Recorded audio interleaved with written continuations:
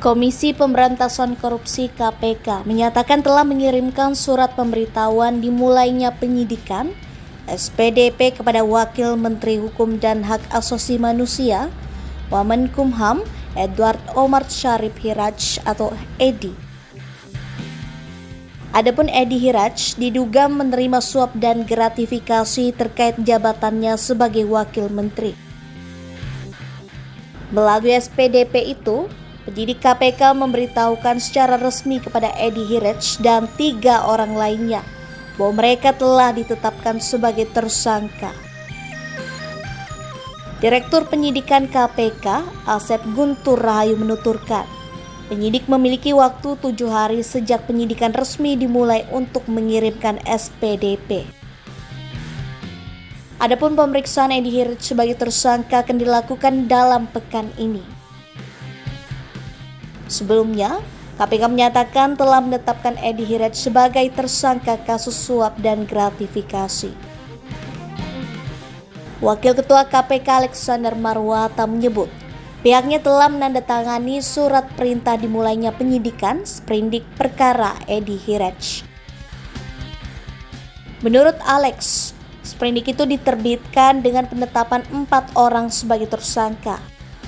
Kemudian pada penetapan tersangka Wamenkumham, benar itu sudah kami tanda tangan sekitar 2 minggu yang lalu Pak Sir, ya sekitar 2 minggu yang lalu dengan 4 orang tersangka, ya dari pihak penerima 3, pemberi 1. Itu.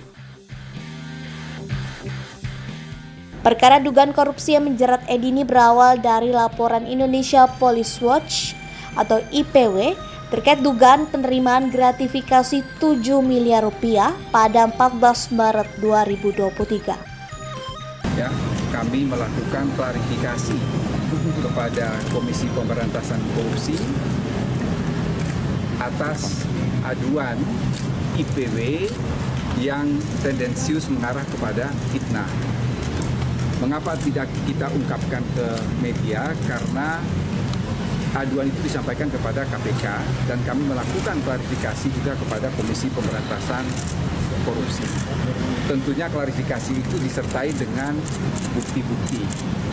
Pada kesempatan ini saya ingin memperkenalkan juga, ini Pak Riki Sitohang adalah kuasa hukum resmi dari saya. Saya sudah tanda-tangani kuasa itu pada hari Jumat tanggal 17 Maret. Ini adalah Yogi Ari Rukmana. Yogi Ari Rukmana ini adalah asisten pribadi yang melekat pada Edi Hiraj. Dia menjadi asisten pribadi saya sebelum saya menjadi Wakil Menteri Hukum dan HAM. Dan dia tidak berstatus sebagai aparatur sipil negara, juga tidak berstatus sebagai PPNPN maupun P3K. Jadi pegawai kontrak yang dibayar oleh negara itu ada 2 skemnya, PPNPN dan P3K. Yogi ini bukan ASN, bukan P3K, bukan juga PPNPN. Sementara yang namanya Yosi Andika Mulyadi ini dia adalah pure lawyer, dia bukan asisten pribadi saya.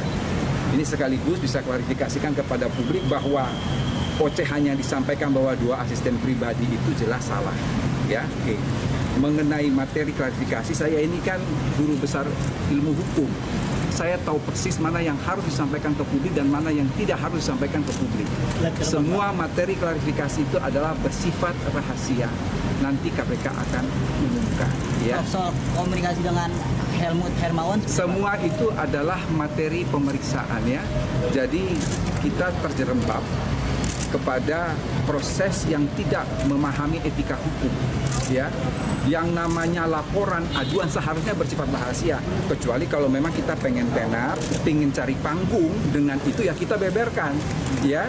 Tetapi kalau orang yang tahu hukum betul, yang kapasitas intelektualnya bagus, dia tidak akan membeberkan itu. Karena itu saya tidak akan membeberkan apa yang saya klarifikasikan. Itu adalah materi pemeriksaan yang bersifat rahasia dan tidak untuk dipublikasikan, ya. Jadi itu yang ingin saya sampaikan. Sekali lagi saya mengucapkan terima kasih atas perhatian teman-teman. Tapi insya Allah semua clear dan clean. Dalam laporan itu, Edi diduga menerima gratifikasi 7 miliar rupiah dari pengusaha berinisial HH yang meminta konsultasi hukum kepada guru besar Universitas Gadjah Mada UGM tersebut. Terbaru, KPK menyatakan telah menggeledah kediaman pihak swasta di kediaman Jakarta yang menjadi tersangka dalam perkara Edi Hiraj. Penggeledahan digelar pada Selasa 28 November 2023 malam. Dari operasi itu, KPK mengamankan barang bukti berupa dokumen yang terkait dengan perkara Edi Hiraj.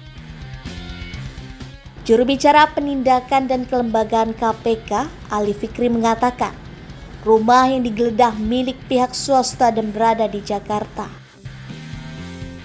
Ali menuturkan, penyidik menggelar upaya paksa itu pada Selasa 28 November 2023 malam untuk menguatkan barang bukti.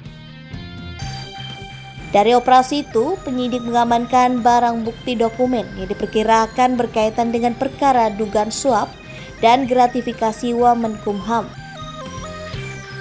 Saat ini semua proses penyelidikan oleh KPK itu sudah selesai dilakukan ya, sebagai tindak lanjut dari laporan masyarakat yang diterima oleh KPK. Namun demikian teman-teman juga pasti sudah tahu kebijakan di KPK bahwa semua perkara kami perlakukan sama gitu ya. Artinya apa? Bahwa kami akan publikasikan dan kami akan umumkan pihak-pihak yang ditetapkan sebagai tersangka dalam proses penyidikan adalah ketika proses penyidikan itu cukup.